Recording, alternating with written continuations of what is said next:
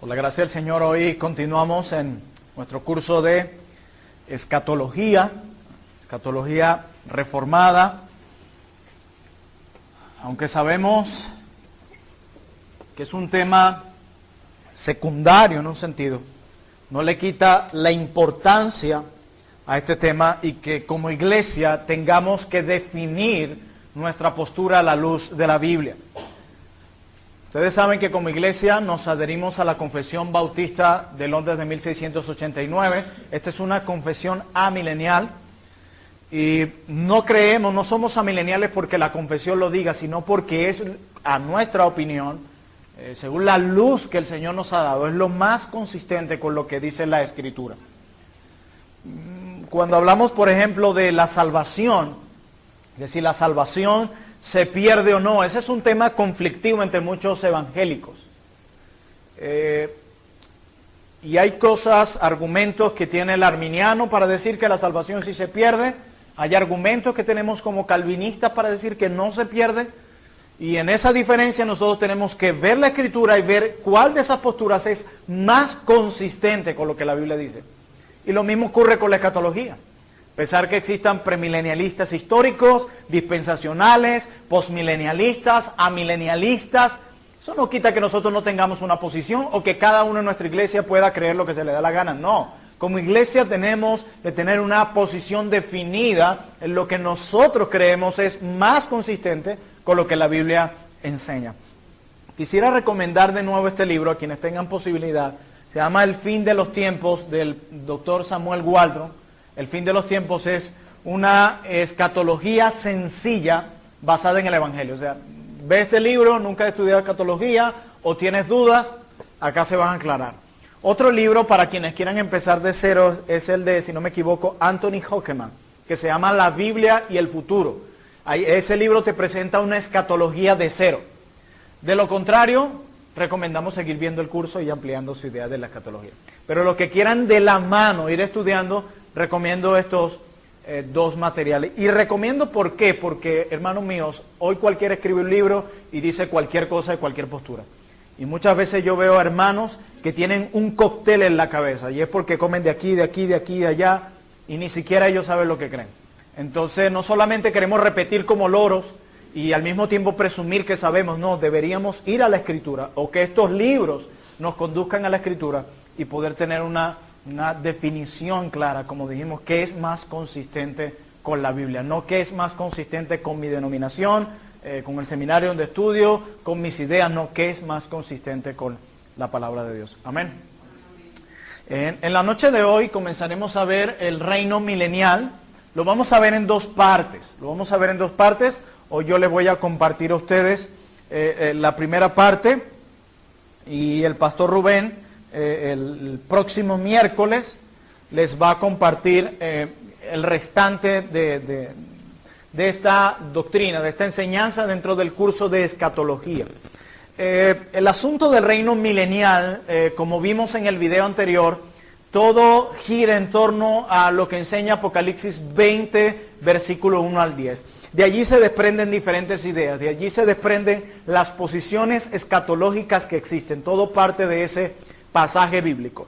Y por lo tanto vamos a ir allí para comenzar nuestra clase. Vamos a Apocalipsis 20, versículo 1 al 10, por favor. Aquellos que no han visto las clases anteriores de este curso, es casi que obligatorio que le escuchen para que puedan entender las conexiones entre un tema y el otro. Si no, se va a sentir un poco confundido. Si no, bueno, gloria al Señor.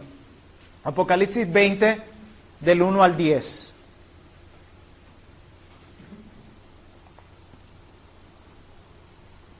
Dice, vi a un ángel que descendía del cielo con la llave del abismo y una gran cadena en la mano.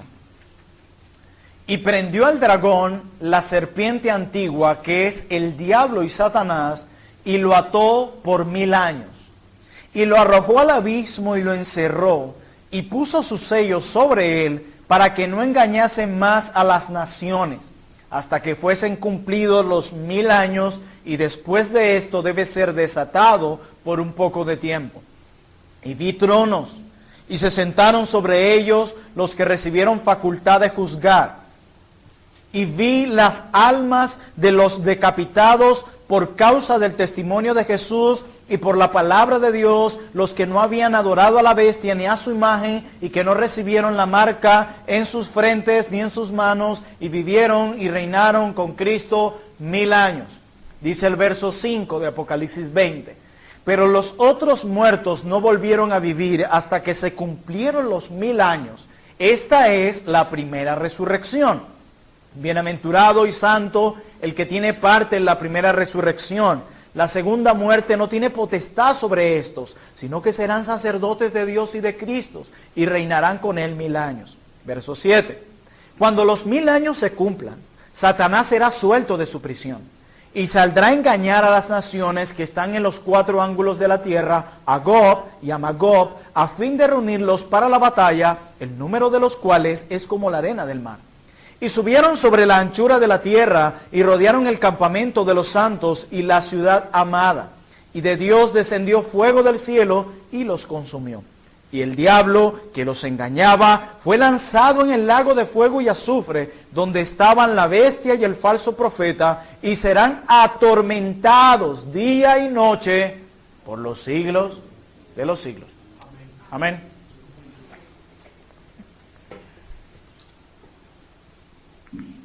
Sin duda alguna, como dice el pastor Sugel Michelin, este es un terreno donde se han peleado muchas batallas exegéticas. Y el texto que vamos a estudiar, que es el texto que acabamos de leer, ha generado y continúa generando mucha discusión y sobre todo a la interpretación que debe dársele a ese reinado de 1000 años y que aparece varias veces en ese mismo pasaje que leímos. O sea que toda la controversia, toda la discusión gira en torno a este pasaje, y bueno, otros más, pero podemos decir que este es el esencial. Si Cristo viene antes del milenio, después del milenio, si ya estamos en el milenio, todo gira en torno a lo que vemos allí, si se interpreta literal, simbólico, etc. Como vimos, el pastor Salvador Gómez Dixon en su video explicó muy bien qué era interpretar un texto alegórico y lo que era alegorizar. Son dos cosas totalmente distintas. ¿Ok? Muchas de las dificultades que nosotros encontramos en esta porción de las Escrituras, o sea, Apocalipsis 20, dejan de ser una dificultad si se vislumbran a través del esquema escatológico general presentado por la misma Escritura. Recuerden que ya se ha presentado un esquema, hay una estructura, por eso les digo a aquellos que no han visto las clases anteriores, escúchenlas, si no, no van a entender ni pío de lo que estoy hablando aquí. Entonces, hemos visto el esquema con el cual se deben interpretar las Escrituras, un esquema en el cual debemos ser celosos y claros, porque según nuestro entendimiento de ese esquema vamos a interpretar estos pasajes. Eso es como cuando uno usa las reglas de hermenéutica. Según como tú la uses o lo que creas, vas a interpretar un pasaje según lo ves. Pero nosotros, para interpretar este pasaje de Apocalipsis 20, nosotros necesitamos usar una regla de interpretación bíblica para hacerlo. Tenemos que interpretar el pasaje, tenemos que usar una regla de interpretación, correcto. Y esa regla de interpretación es interpretar los pasajes oscuros a la luz de los más claros, no al revés. Repito, la regla que vamos a usar, una regla de interpretación bíblica, es interpretar los pasajes más oscuros a la luz de los más claros. No olviden eso. Esta porción, como prácticamente todo este libro de Apocalipsis, está cargado de un fuerte simbolismo. Ustedes entran a Apocalipsis, inmediatamente lo recorren, lo terminan, no sé cuántos lo han leído o cuántas veces lo han leído, pero yo lo he leído muchas veces y hay mucho simbolismo, sin duda alguna. Para lo cual, nuestro buen Dios ha provisto textos más claros en su misma palabra, porque hay una unidad en la Biblia, ¿verdad? Los libros de la Biblia no están divorciados el uno del otro, como si Apocalipsis perteneciera a otro libro que no debe llamarse Biblia y otros a otra categoría. No, pertenecen al libro de Dios. Entonces, Dios ha provisto textos más claros que nos serán de gran utilidad esta noche para poder extraer la correcta enseñanza de este texto, y les voy a pedir toda la atención a ustedes. Voy a tratar de ser lo más práctico en el desarrollo de mi clase, pero le voy a pedir mucha atención. Hoy vamos a estudiar este pasaje de Apocalipsis 20, 1 al 10. Pero ¿qué vamos a hacer con el pasaje de Apocalipsis 20, 1 al 10? el pasaje de controversia. Vamos a usar los pasajes más claros en la Biblia para interpretar este pasaje oscuro. Y vamos a hacerlo con 3 preguntas que le vamos a hacer al pasaje de Apocalipsis 20. Estas son las 3 preguntas que vamos a hacerle al pasaje. Son estas 3. 1, ¿cuándo fue atado Satanás?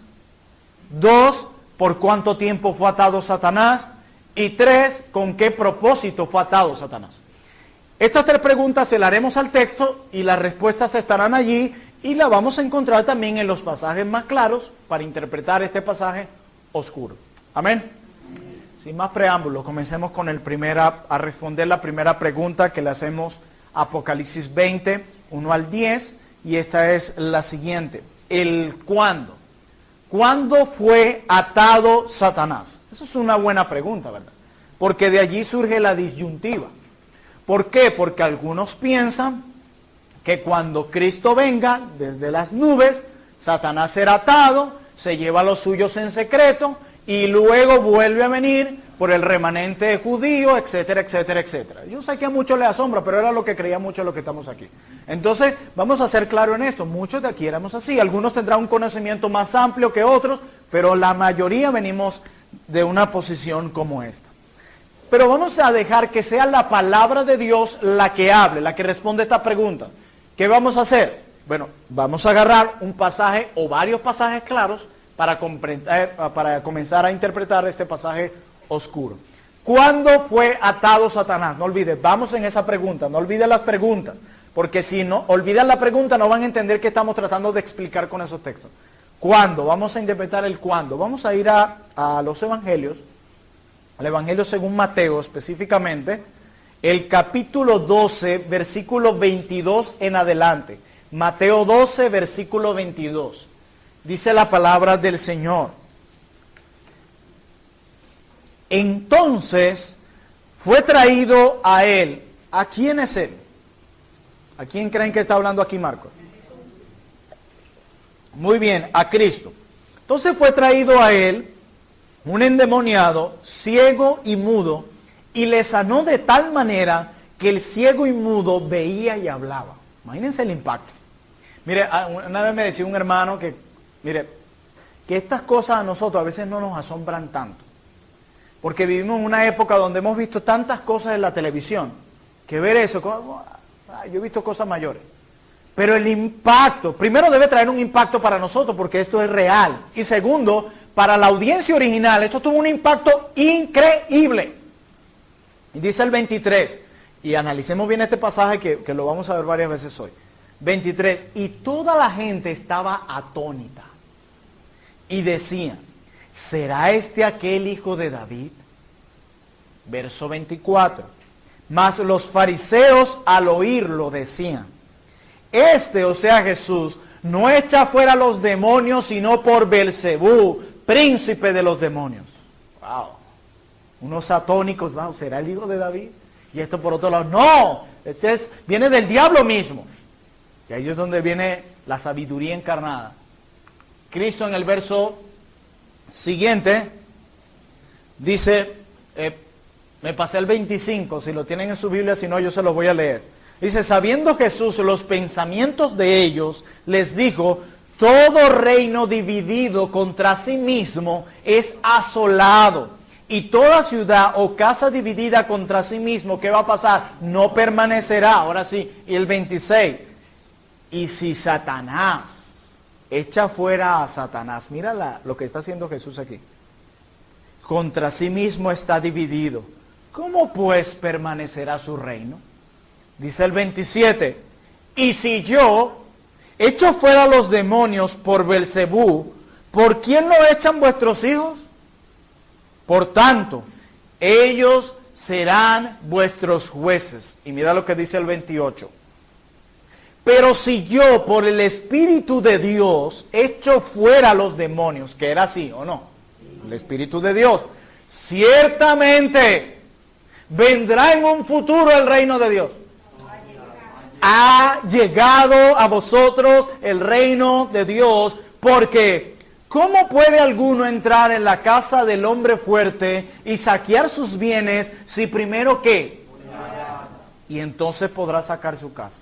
Es lo que está diciendo Cristo. En pocas palabras, el Señor nos está diciendo que si Él está echando fuera a los demonios en ese lugar donde Satanás es el Dios de este siglo, quiere decir que el reino de Dios ha llegado junto con su rey y que el hombre fuerte, Satanás, ha sido atado y que ahora su casa está siendo saqueada. Entonces Cristo dice, mira, pero si yo por el Espíritu de Dios echo fuera demonios, que es así, ciertamente, entonces si yo hago eso, por el Espíritu de Dios, ha llegado el reino de Dios. Porque dice él, ¿cómo puede alguno entrar en la casa del hombre fuerte y saquear sus bienes si primero no le ata? Entonces podrá saquear su casa. Pastor, todavía no entiendo mucho. Yo sé.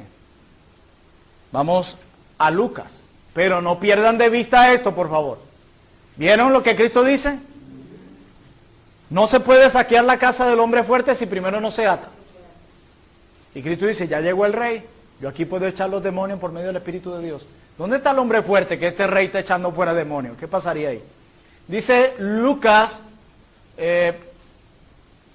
Lucas capítulo 10, verso 17 al 19. Lucas 10, verso 17 al 19.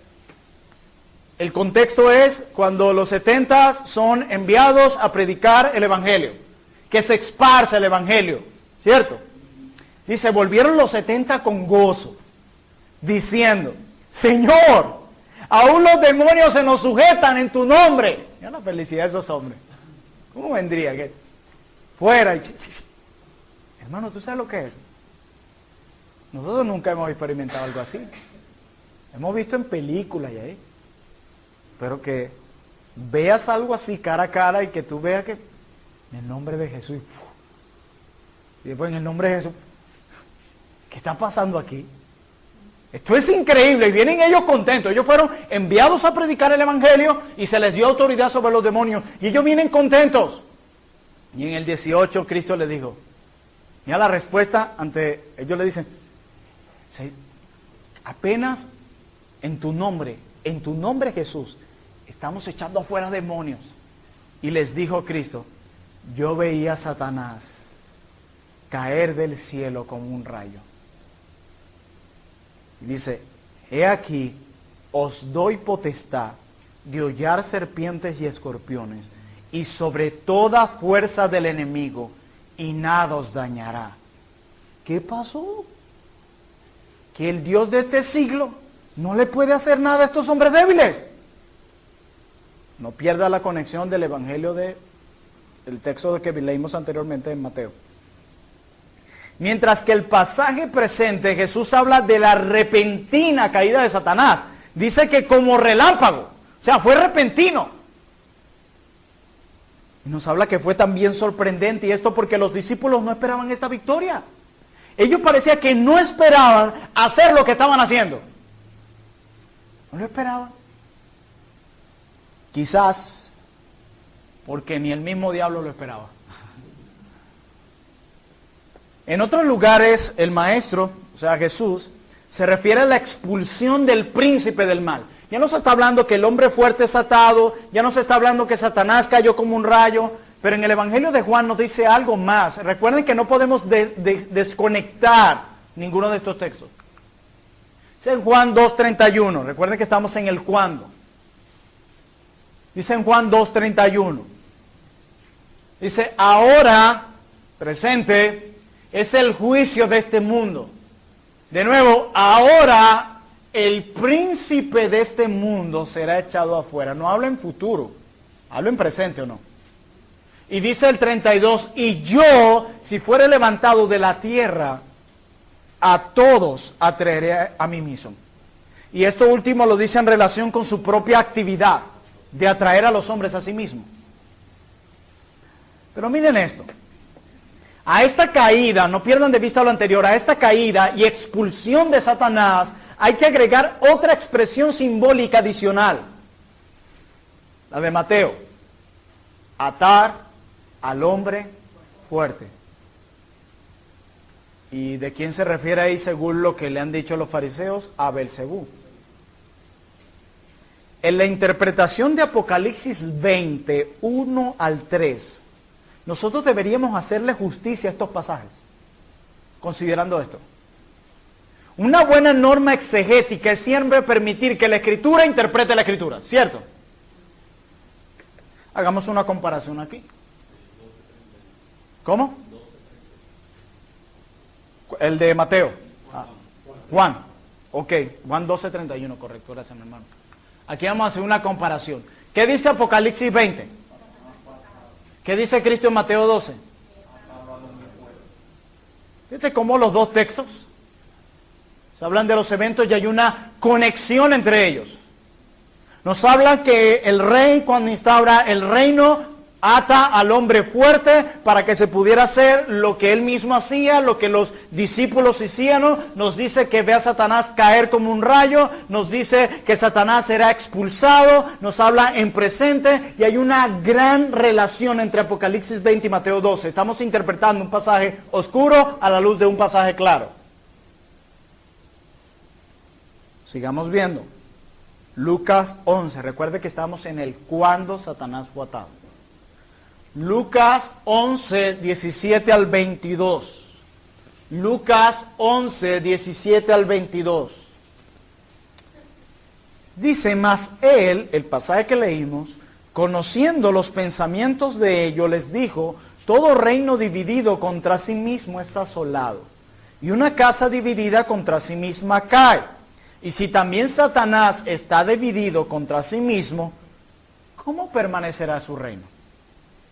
Dice, ya que decís que por Belcebú echo yo fuera a los demonios, pues si yo echo fuera a los demonios por Belcebú, vuestros hijos por quién lo echan, por tanto ellos serán vuestros jueces. Y sigue diciendo acá, el 20, mas si por el dedo de Dios, fíjate lo que agrega aquí Lucas, mas si por el dedo de Dios echo yo fuera a los demonios, ciertamente el reino de Dios ha llegado a vosotros. Cuando el hombre fuerte, armado, guarda su palacio, en paz está lo que posee. Pero cuando viene otro más fuerte que él, ¿quién sería? Jesús, y le vence, le quita todas sus armas en que confiaba y reparte el botín. ¿Habían visto lo interesante de que agrega Lucas aquí?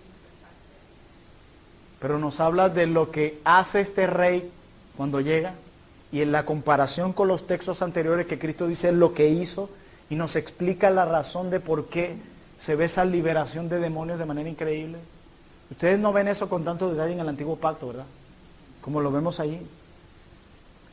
Hermanos, este hombre fuerte de este siglo tenía muy bien cuidada su ciudadela, ¿cierto? Él dice, si el hombre fuerte está ahí activo con sus armas, cuidando su ciudadela, él puede dormir en paz, ¿cierto? Pero si llega uno más fuerte que él y le vence, ¿dónde queda su reino? Pero vino un hombre más fuerte que él con el poder del Espíritu de Dios, instauró su reino y el hombre fuerte ha sido atado. Eso es lo que expone Cristo aquí. Mira lo que hace Juan en el capítulo 12, verso 20 al 21 y luego vamos a leer del 30 al 33. Juan 12, verso 20 y 21 y luego vamos a leer del 30 al 33. No pierdan de vista que estamos en el cuando y lo que hemos visto anteriormente. Había ciertos griegos entre los que había subido a adorar en la fiesta. Estos pues se acercaron a Felipe, que era de Betsaida de Galilea, y le rogaron diciendo, Señor, quisiéramos ver a Jesús. Sigue diciendo en el 30, respondiendo Jesús y dijo, no ha venido esta voz por causa mía, sino por causa de vosotros. Ahora, ¿no también es esa frase ahí? Está en presente. Ahora ahora es el juicio de este mundo. Ahora el príncipe de este mundo. ¿Quién es el príncipe de este mundo? ¿Qué va a pasar con él? ¿Cuándo? No vino el rey junto con su reino. Y yo, si fuera levantado de la tierra, a todos atraeré a mí mismo. Y decía esto dando a entender de qué muerte iba a morir. Hermanos, el hombre fuerte ha sido atado, según lo muestra Jesús. El príncipe de este mundo ha sido echado fuera, como lo dice Jesús. Y consecuentemente, como dice Mateo 12:29, ahora podemos saquear a su casa, y dice Cristo, a todos atraeré a mí mismo ahora que ha sido atado. Es decir, tanto a griegos como judíos, mis hermanos. Cristo dice que este será uno de los resultados de su obra redentora en la cruz del Calvario. Cristo dice, ahora que este hombre ha sido atado, yo voy a traer a todos a mí mismo. Es lo que dice él. Sí, pastor, ¿seguro? Bueno, dejemos que ahora, ¿cómo los apóstoles interpretaron eso? Colosenses 2:15.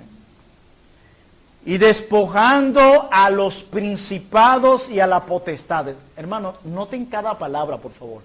Y despojando a los principados y a las potestades, los exhibió públicamente. ¿Cuándo? Triunfando sobre ellos en la cruz. En la cruz. La pregunta que surge es, ¿sucederá esto en un supuesto reino futuro de 1000 años o ya sucedió en la cruz? Eso es lo que nos está diciendo Cristo desde el principio y nos está mostrando por qué ahora está trayendo a sí mismo no solo a judíos sino a gentiles. Nos está mostrando la razón de por qué ellos están liberando demonios, de la manera como tienen potestad sobre el demonio. Y él dice, la razón por la que ustedes están viniendo a sí mismos, no solo judíos sino gentiles, la razón por la que ustedes están liberando demonios como lo están haciendo es porque el hombre fuerte ha sido atado. Por ustedes, no por mí. ¿Ustedes no han estado en esa iglesia que dice, ata al hombre fuerte? Oh, tú no sabes lo que está diciendo, caballero. Tú no puedes atar ningún hombre fuerte. No puedes controlarte a ti mismo cuando llenas en ira o a tu propia esposa y vas a atar al hombre fuerte. No, nos está diciendo aquí que Cristo, el Rey que vino junto con su reino en la primera venida, Él ató al hombre fuerte. Es por eso que con la llegada de Cristo vemos cada uno de estos espectáculos tan grandiosos, este poder de Cristo sobre los demonios, y no solo eso, sus discípulos, porque ellos no lo echaban en nombre de sí mismos, sino en el nombre de Cristo. Inmediatamente salían los demonios. Él le dice, Señor, venimos felices que liberamos a los demonios. Y dice Jesús, sí, yo vi a Satanás caer del cielo como un rayo. Dice, ¿cómo tú puedes echarlos a los demonios? Sí, yo lo echo fuera por el Espíritu de Dios. Cuando el hombre fuerte es atado, su casa es saqueada.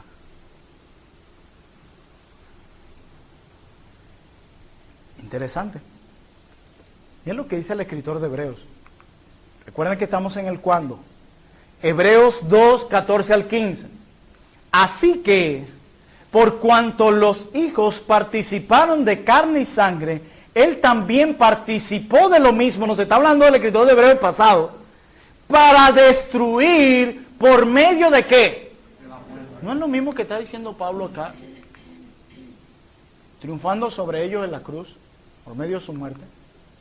Y dice aquí el escritor de Hebreos, para destruir por medio de la muerte al que tenía el imperio de la muerte. ¿Quién es ese?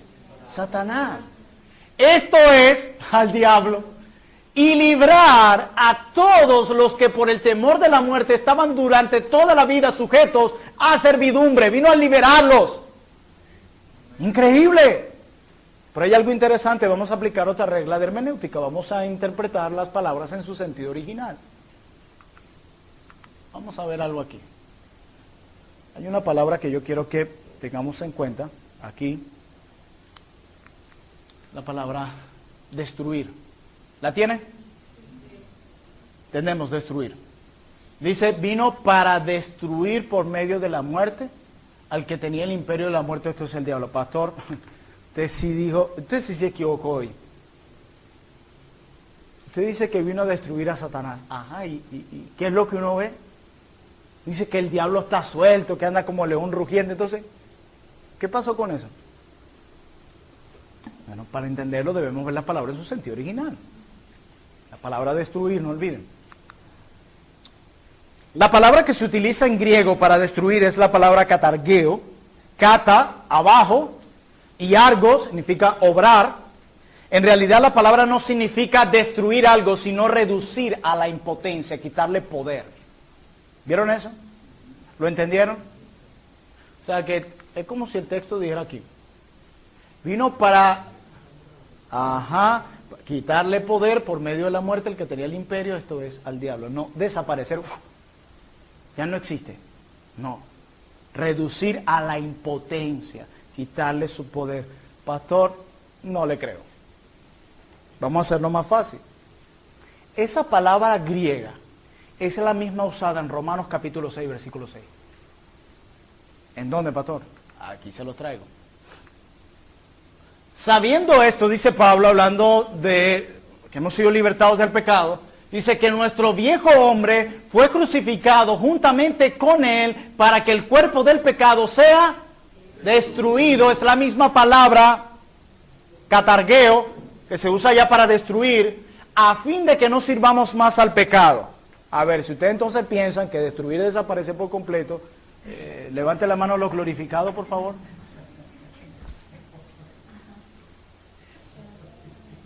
Sabiendo esto, que nuestro viejo hombre está juntamente crucificado con él para que el cuerpo del pecado sea destruido, a fin de que no sirvamos más al pecado. Todos aquí sabemos que el pecado sigue morando y activo en nosotros. ¿Recuerdan la doctrina de la santificación progresiva? Pero ¿qué pasa? Ya no nos gobierna a su antojo el pecado. Ya no es nuestro rey. ¿Por qué? Tomando el significado de la palabra, porque fue reducido a la impotencia.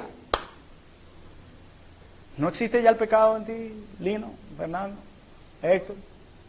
En todo, ¿cierto? Entonces, cuando tomamos esa palabra y entendemos en su sentido original, podemos entender con claridad lo que Cristo quiso decir allá, o el escritor de Hebreos, cuando dice que vino para destruirlo. No lo desapareció como el pecado, lo redujo a impotencia. ¿Vamos entendiendo, niños? Muy bien. Dime quién se lleva una estrellita hoy. Vamos a ver otro texto más. Recuerden, estamos interpretando los pasajes más oscuros a la luz de los más claros. Es la hermenéutica. Primera carta del apóstol Juan, capítulo 3, versículo 8. Mira lo que dice aquí. El que practica el pecado es del diablo, porque el diablo peca desde el principio. Para esto apareció el Hijo de Dios. ¿Cuándo apareció? En su primera venida, cuando se instauró el reino. ¿Para qué vino? Para deshacer las obras del diablo. Ahí ve, pastor, ahora no entiendo. ¿Por qué? Si vino para deshacer las obras del diablo, ¿por qué razón vemos tanta maldad y tanta cosa y todo lo demás? Obviamente solo vamos a entender el propósito por el cual, pero estamos en el cuándo. Vamos a buscar de nuevo el significado de la palabra que en este caso, esta palabra deshacer. Eso. Me gusta eso. Muy bien. Muy bien. La palabra griega usada para deshacer es tolosen, que quiere decir soltados, liberados. El texto podríamos traducirlo entonces de esta manera: liberar las obras del diablo. No que se deshacieron, no que él no está haciendo maldad, sino esto que vemos, liberar las obras del diablo. Hermanos, nosotros sabemos que el diablo fue atado y aquellos que estaban cautivos han sido soltados, tú y yo. Acuérdense lo que significa eso, deshacer las obras del diablo en nosotros. Liberados, sido soltados, han sido liberados y como consecuencia el pueblo de Dios ya puede saquear su casa. Esto, como ya dijimos, ocurrió en la primera venida de Cristo con su triunfo en la cruz. Allí ocurrió. Entonces la pregunta es, ¿cuándo fue atado Satanás? Ocurrió en la primera venida de Cristo con su triunfo en la cruz, como lo hemos visto en las Escrituras. ¿Lo entendemos allí? ¿Vamos bien hasta el cuándo? Muy bien. Algunos ya están, wow, eso todavía no me encaja bien. Qué bueno, todavía quedan 2 preguntas. No olviden el cuándo. ¿Cuándo fue atado Satanás? Sin mirar la pantalla. Sí, más práctico imposible, como lo dijo Héctor, en la primera venida de Cristo, con su triunfo en la cruz del Calvario, como lo expresa Colosenses, primera de Juan, Mateo, Lucas, Juan y todos los demás. Amén. Estos son todos los textos del Nuevo Testamento que se refieren a la atadura de Satanás. ¿Por qué fui a estos textos? Porque si queremos interpretar Apocalipsis 20, un texto oscuro a la luz de un texto claro, que nos habla de una atadura de Satanás, yo debo buscar los textos claros que hablen también de la atadura de Satanás. ¿Cierto? Y así yo voy entendiendo. Eso es lo que hemos hecho esta noche. Y ahora nos hacemos una pregunta. ¿Vamos a interpretar todos estos textos claros partiendo de Apocalipsis 20 o lo hacemos a la inversa? O sea, miren lo que estamos haciendo, interpretando los textos oscuros a la luz de los claros. Tenemos la opción de interpretar entonces los claros a la luz del oscuro, ¿no? Y ese es el error en el que han caído muchos y han tenido que inventar mucho parapeto, inventarse etapas y siglos y episodios que no existen. Yo recuerdo cuando yo estudié escatología en el seminario, mi profesor no vino hoy, puedo decir esto con certeza, aquí está viniendo a esta clase mi ex profesor de escatología, y hay muchas cosas que a pesar de que yo, wow, esto es así, porque suena hasta atractivo a veces el dispensacionalismo, a veces hay cosas que no me encajaban, pero yo decía, bueno, lo importante es que Cristo viene. Como aquel joven, hijo, ¿cuándo sacaste en el examen? Tranquila, mamá, lo importante es que Cristo viene. Bueno, así estaba yo. Así estaba yo, como bueno, lo importante es eso, no tengo que enrollarme. Y lo que hemos visto hasta ahora ha sido una escatología sumamente clara, porque una doctrina tan hermosa y que provee esperanza no puede ser tan confusa de dar. Entonces, yo quiero mostrarles ahora por cuánto tiempo fue atado Satanás. Ya vimos el cuándo, ya vimos cuándo, los textos que lo respaldan, creo que sumamente claros. Interpretamos un texto oscuro a la luz de los más claros. Vamos a ver el cuándo. ¿Por cuánto tiempo fue atado Satanás? Debemos dejar también que la Biblia hable, pero vamos a ver qué dice nuestro texto base, nuestro texto oscuro, que es el texto de Apocalipsis 20. Vamos a verlo acá, Apocalipsis 20, 1 al 3, dice: vi un ángel que descendía del cielo con la llave del abismo y una gran cadena en la mano. Y prendió al dragón, la serpiente antigua, que es el diablo y Satanás, y lo ató por 1000 años. Aquí no estaba, ¿cuándo? 1000 años. Y lo arrojó al abismo y lo encerró. Y puso sus sellos sobre él para que no engañase más a las naciones hasta que fuesen cumplidos los 1000 años. Y después de esto debe ser desatado por un poco de tiempo. Bueno, entonces los amileniales están equivocados, porque si él fue atado cuando se instaló el reino con la venida de Cristo, ya pasaron 2000 años. Acuérdense que la idea del premilenialismo dispensacional entre ellos es el literalismo, interpretar literal todos estos asuntos. Mira, no es imposible. O como decía en el video que vimos, 1000 años o cerquita. ¿Qué nos habla eso? Hablando de por cuánto tiempo. Es un pasaje oscuro. Vamos a ir a los más claros otra vez. Amén. Vemos que nuestro pasaje se caracteriza por un gran simbolismo. ¿Cierto? Se nos habla ahí en nuestro pasaje de varios simbolismos. Se nos habla de un abismo, se nos habla de la llave del abismo, de una gran cadena, de un dragón, se nos habla de una serpiente. ¿Y usted se imagina eso?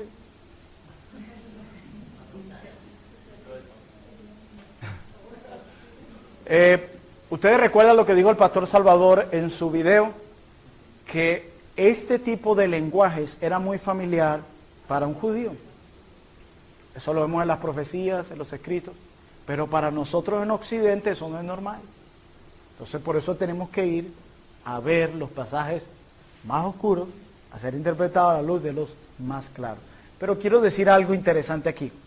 Para todos los intérpretes, escuchen bien, prácticamente todos los intérpretes están de acuerdo por lo menos en una cosa, en cuanto a Apocalipsis 21 al 3, y es que ni el dragón, ni la serpiente, ni el abismo, ni la cadena son literales. En eso todos están de acuerdo. Todos dicen que son símbolos que señalan una realidad. Y es lo mismo que vemos en el Antiguo Pacto con las profecías. Muchas cosas no las entendemos hasta que se nos explica, esto es aquello, esto es lo otro. si todas estas cosas son simbólicas, el abismo, la cadena, el dragón, la serpiente, entonces ¿por qué los 1000 años no pueden ser simbólicos también? ¿Sería entonces eso lo único literal dentro de todo el simbolismo? ¿Quién lo determina? Como alguien dijo también, si la prisión ha de interpretarse simbólicamente, ¿por qué no también la sentencia de prisión? ¿Cierto? No es apropiado, escuchen bien, no es apropiado en un pasaje lleno de símbolos como este, en medio de un libro también lleno de símbolos, interpretar un número de manera literal, sobre todo cuando ese número contradeciría muchos textos que sí están claros y que enseñan que eso sí está ocurriendo ahora. Sería inapropiado. Eso es a partir de lo oscuro hacia lo claro, y debemos ir de lo claro hacia lo oscuro. Si vamos de lo oscuro hacia lo claro, empecé a inventarse un poco de historia allí. Debemos ir de lo claro hacia lo oscuro. Igual estoy diciendo, está feo la serpiente, sí está fea, por eso la puse. Y el dragón así lo hizo, todo hizo a propósito. Así que no se preocupe. Cristo dijo que Satanás había sido atado al igual que lo enseñaron a sus discípulos. Los dispensacionalistas interpretan esto de otra manera para que así pueda encajar en un esquema preconcebido que ellos hacen.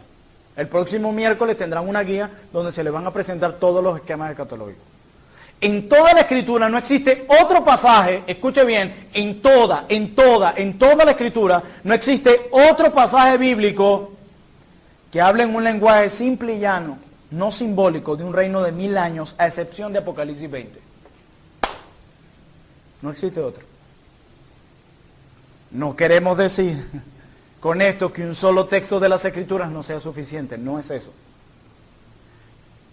Pero tratándose de un pasaje como este, lleno de símbolos, es peligroso basarnos únicamente en este pasaje, que es el único que habla de esos años, para forjar toda una teoría que para colmo rebate muchas otras enseñanzas del Nuevo Testamento.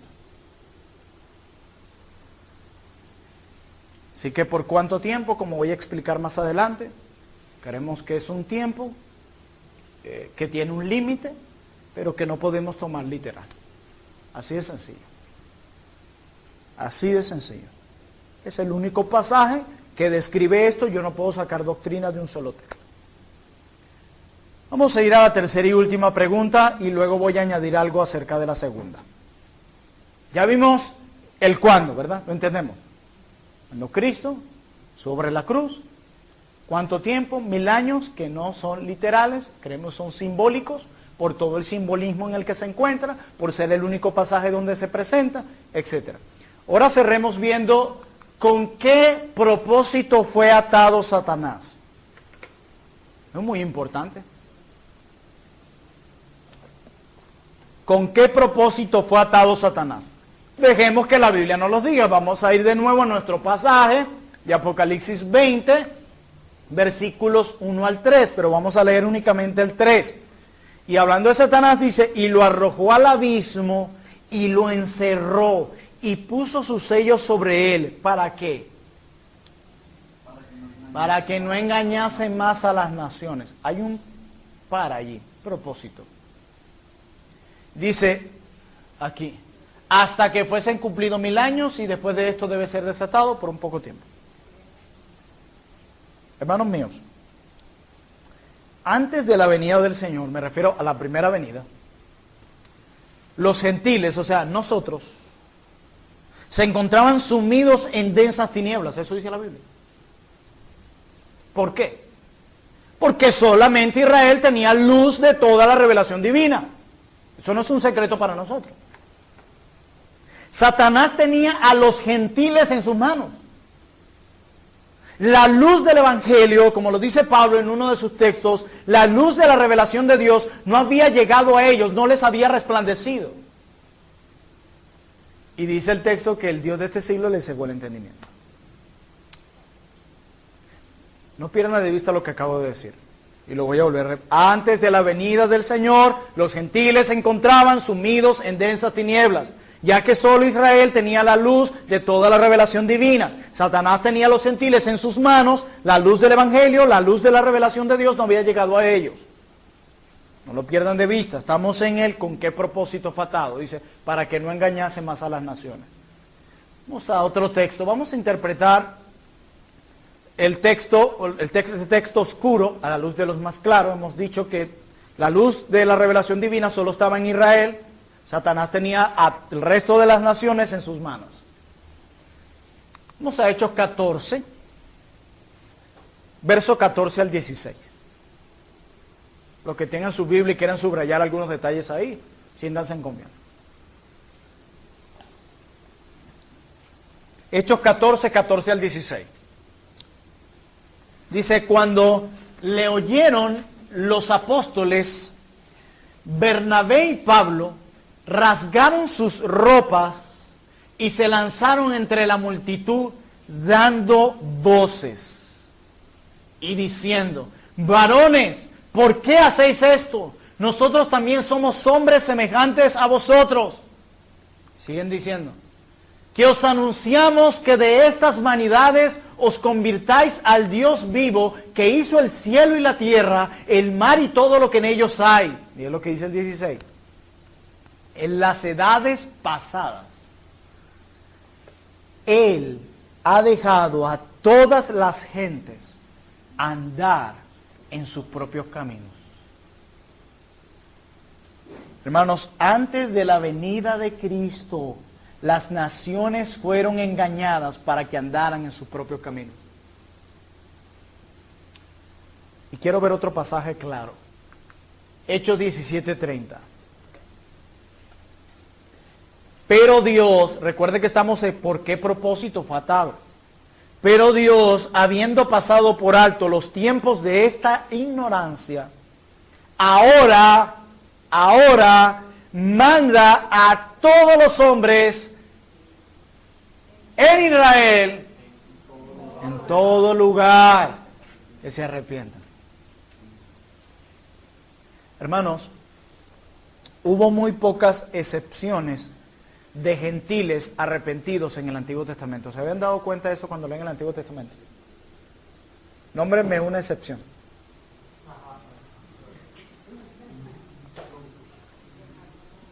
¿Ok? Checho, con fuerza. Ruth, así es. ¿Quién más?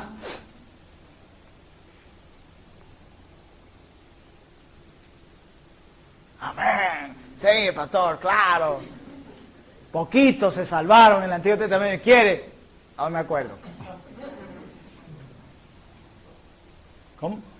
¿Alguien? ¿Uno solo tengo? Hermano, Job era otro. Job no era judío. No lo sabían. Job no era judío. Lean el libro de Job. Rahab no era judía. Los ninivitas en el tiempo de Jonás no eran judíos. ¿Ven las excepciones? Tanto así que tenemos que pensar. Hermano, antes de decir amén, piensen bien si está seguro yo. Si no, pastor, no sé. Excepciones. Pero te digo, nómbrame judíos convertidos en el Antiguo Testamento. ¿Están viendo eso? Hay muy pocas excepciones de gentiles arrepentidos del Antiguo Testamento. Esto confirma lo que yo estoy hablando acá. Pero ¿qué sucede con la llegada del Rey del Universo, con la llegada de Cristo? Viene junto con él la expansión del Evangelio. De hecho, ¿se acuerdan en la clase pasada que yo hablaba de la relación que existe entre la llegada del reino y el Evangelio? Justamente donde dice, el reino se ha cumplido. Creed en el Evangelio. Hay una relación entre la llegada del reino y la expansión de ese Evangelio a toda nación. Esas naciones que antes, pasado, estaban a merced de Satanás, ahora han recibido la luz. Y Satanás ha sido restringido. ¿Se acuerdan la palabra destruir lo que significa? La palabra deshacer, no lo olviden. Y Satanás ahora ha sido restringido para que no pueda impedir el avance de esa luz en el mundo, para que no engañe más a las naciones, como dice Apocalipsis. Y en ese sentido, es que ha sido atado. Para que no engañe más a las naciones, y ahora el evangelio se esparce a los gentiles. Para aquellos que al principio dijeron, ¿y por qué tanta maldad? Bueno, aparte del pecado de nosotros, que no podemos echar la culpa a otro tampoco. Sí, también Satanás tiene su mano metida. Pero fue atado para eso. Hay un propósito, e inclusive el texto lo dice, para que no engañen a las naciones. Pero vamos a seguir viendo, interpretando textos oscuros a la luz de los claros. Mateo 4, versículo 12. Mateo 4, versículo 12 al 16. Dice la Biblia, cuando Jesús oyó que Juan estaba preso, ¿se acuerdan cuando estudiamos la semana pasada ese episodio? Volvió a Galilea y dejando a Nazaret, vino y habitó en Capernaum. Noten el proceso de Cristo aquí. Mire, quiero decir algo antes de continuar. Cuando el doctor Lawson estuvo ahorita en Dominicana, a los que le estaba enseñando predicación expositiva, él puso un video de como 20 segundos de unos hombres entrando a robar en un banco. Quitó el video y le dice a los muchachos, a ver, ¿cuántos ladrones eran? El primero, ¿cómo iba vestido? ¿Cuál de ellos no llevaba capucha? ¿Quién llevaba todas las bolsas de dinero? ¿Saben qué nos pasa a nosotros? Le pasamos por delante a los detalles. Preste atención a los detalles. Cuando Jesús oyó que Juan estaba preso, volvió a Galilea. Y dejando a Nazaret, vino y habitó en Capernaum, ciudad marítima en la región de Zabulón y de Neftalí. ¿Para qué? Para que se cumpliese lo dicho por el profeta Isaías cuando dijo. ¿Qué dijo el profeta Isaías? Tierra de Zabulón y tierra de Neftalí, camino del mar, al otro lado del Jordán, Galilea de los gentiles. El pueblo asentado en tinieblas. ¿Se acuerdan que Satanás cómo lo tenía? ¿Qué pasó cuando llega el rey junto con su reino? Vio gran luz y a los asentados en región de sombra de muerte, luz le resplandeció. ¿Ven la conexión? Y específicamente dice Galilea de los gentiles. Mateo quiere dejarlo ahí claro. Pero miren eso. Según Hebreos 12:14, que usted y yo leímos, Satanás fue reducido a la impotencia. ¿Se acuerdan? Para librar a los que estaban atados por el temor a la muerte. Y en este texto, Mateo, se nos dice que este pueblo gentil, no judío, que estaba en tinieblas, vio gran luz. Es interesante notar que la atadura de Satanás, de la que habla el Señor en los evangelios, y más específicamente en Lucas 10, es conectada precisamente con la empresa misionera de los discípulos. Yo estoy seguro que no se acuerdan que leímos Lucas 10, por eso se los voy a volver a recordar. ¿Se acuerdan? Los 70. Es interesante que estos versículos se conectan con eso. Hermanos, fueron los primeros pasos de una empresa misionera mucho más amplia luego de la ascensión de Jesucristo. Lo de los 70 fue una pequeñez en comparación a lo que luego vino con la iglesia. Por eso nos preguntamos, ¿no se ha preguntado cuando han leído el libro de los Hechos? ¿Saben la persecución tan fuerte? La oposición tan terrible. Satanás obró de muchas maneras, ¿cierto? Ajá. Pero no se detuvo la predicación del Evangelio a judíos y a gentiles. Fue reducido a impotencia para que no engañaran más no a la nación de Israel, a las naciones. Y así que el Evangelio resplandeciese. ¿Se dan cuenta cuál fue el propósito por el cual fue atado? Así es, las puertas del Hades no prevalecerán contra ella. Miren lo que dice Lucas 10. Volvieron los 70 con gozo diciendo, Señor, aún los demonios se nos sujetan en tu nombre. Y les dijo, yo veía a Satanás caer del cielo como un rayo. He aquí os doy potestad de hollar serpientes y escorpiones sobre toda fuerza del enemigo, y nada os dañará. Lo vemos también en Juan 12. Como se menciona el juicio contra Satanás en el contexto de aquellos griegos que querían audiencia con Jesús. Había ciertos griegos entre los que habían subido a adorar a la fiesta. Estos pues se acercaron a Felipe, que era de Betsaida, rogándole ver a Jesús. Y mira lo que dice, respondiendo Jesús dijo, no ha venido esta voz por causa mía, sino por causa de vosotros. Ahora es el juicio de este mundo. Ahora el príncipe de este mundo será echado afuera. Satanás fue atado para que dejase de engañar a las naciones, en el sentido de que ahora no podría impedir que recibiese la luz del Evangelio. Aún nosotros somos una bendición de esa atadura porque el Evangelio llegó a nosotros gentiles. Él no está atado en otro sentido, para que no se confundan. Él no está atado en otro sentido, solamente en este sentido. Él sigue expandiendo su reino del mal en todo el mundo, pero no puede impedir que la empresa misionera de la iglesia continúe su progreso en toda la tierra. No puede impedirlo. Él fue atado para que no engañase a las naciones. Hermanos, un león atado puede hacer daño todavía.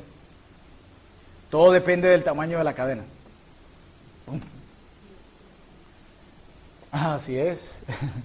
Satanás está restringido de acuerdo a la cadena que se le ha puesto. Y la cadena que se le puso fue para que no engañes a las naciones. Por eso el Evangelio se esparció como se esparció, más fuerte que cuando los 70. Hermanos, Satanás continúa atacando a la iglesia, ¿cierto? Pero no ha podido detenerla a pesar de su poder. Incluso cuando la misma apenas, o sea, la iglesia, era un puñadito de hombres débiles e indefensos, entre ellos pescadores. Ni siquiera ahí. Que cualquiera pensaría, nada, ese monstruo va a acabar con ellos. No, pero acuérdate para qué fue atado. Por eso no pudo detener que se esparciera el Evangelio. Por eso, a pesar de que a Pablo y a muchos quisieron detenerlo, no, más se multiplicaban. ¿Quiénes son estos que enseñan ese nombre? Y dijo aquel hombre, mira, si esto no es de Dios, ya han pasado varios por aquí, dijo, ya vino uno que decía tal cosa, vino el otro.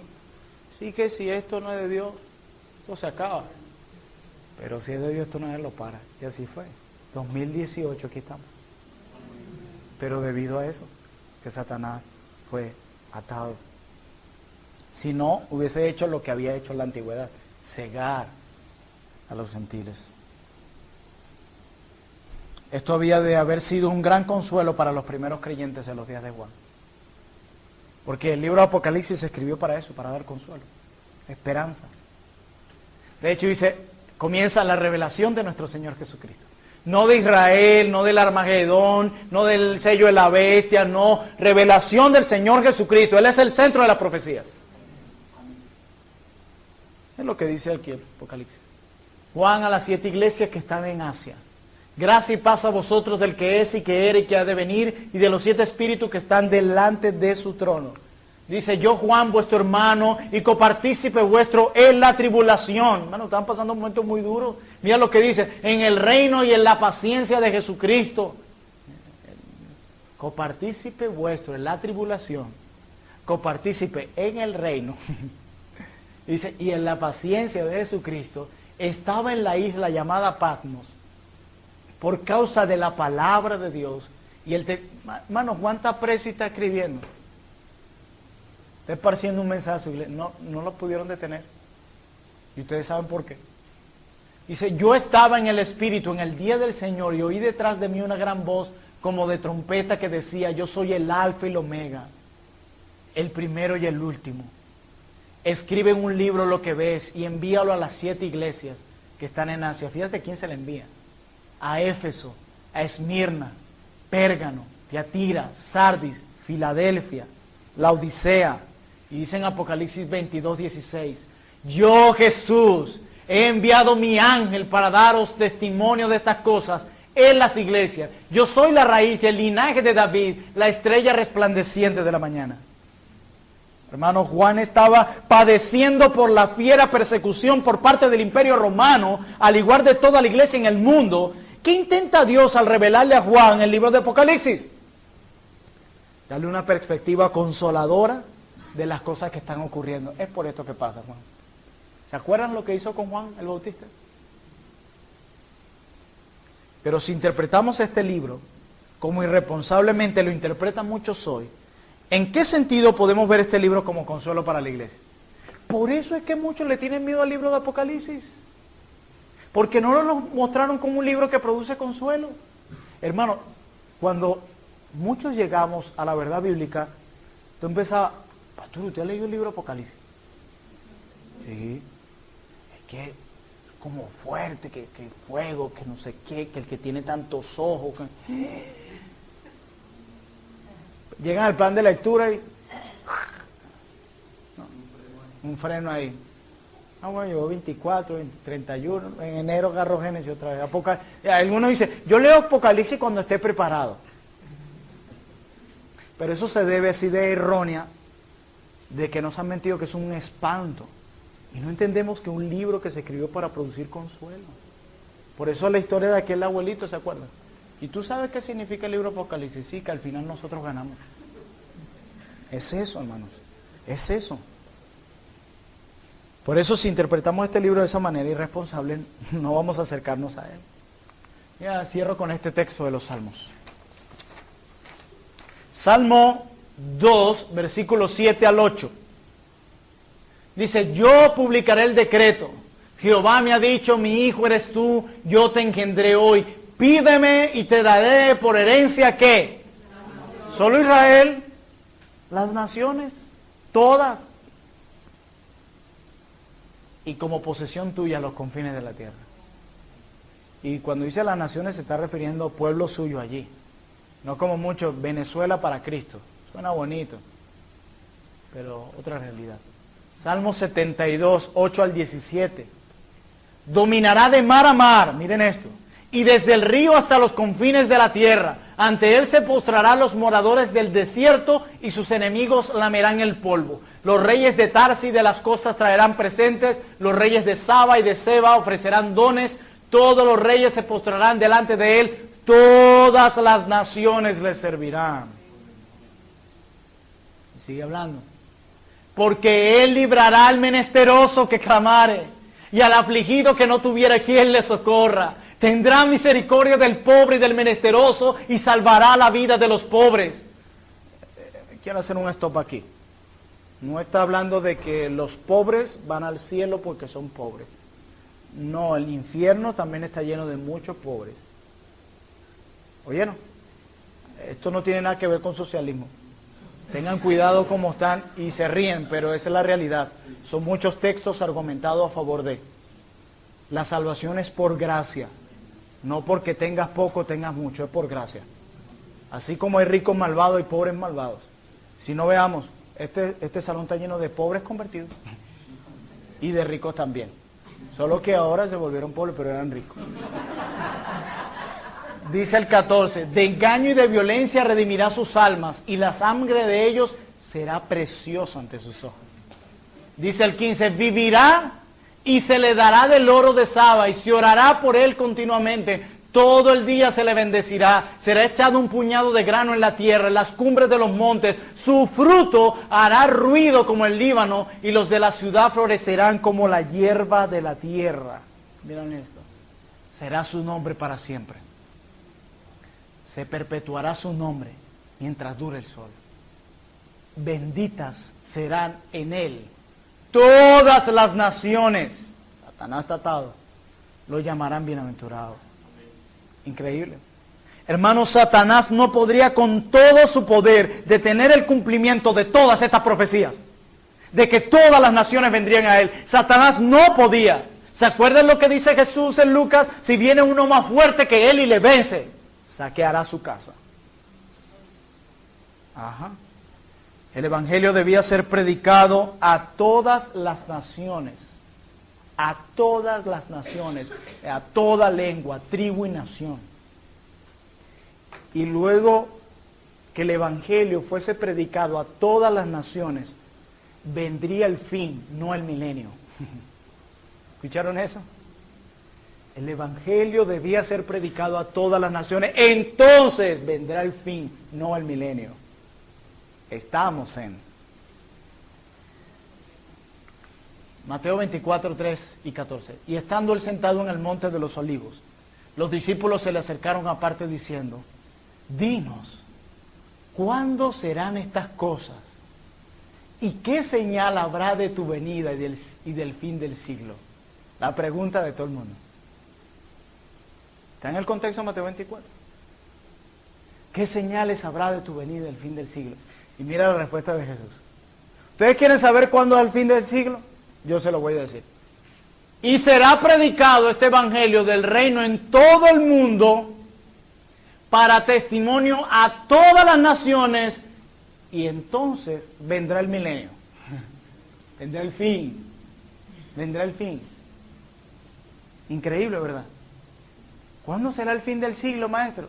Cuando se predique el evangelio a todas las naciones. Lo que se conoce la era evangélica de la iglesia. El tiempo en el que Satanás está atado y su evangelio se está expresando a todas las naciones. Estamos viendo que es lo más consistente con la Biblia. Último texto. Mateo 28, 18 al 20. Y Jesús se acercó y les habló diciendo, toda potestad me es dada en el cielo y en la tierra. Por tanto, id y haced discípulos a todas las naciones. ¿De acuerdo lo que dijo Isaías? Satanás no iba a truncar esa profecía. Dijo, a todas las naciones, bautizándolos en el nombre del Padre, del Hijo y del Espíritu Santo, enseñándoles que guarden todas las cosas que os he mandado, y aquí yo estoy con vosotros todos los días hasta el fin del mundo. Amén. En el texto griego, leemos que la palabra traducida como mundo es la palabra griega aion, es decir, el siglo, el tiempo presente. Es lo que significa esta palabra y es la que se usa para mundo aquí. O sea que es como si el texto dijera, y aquí yo estoy con vosotros todos los días hasta el fin del siglo, hablando de tiempo presente.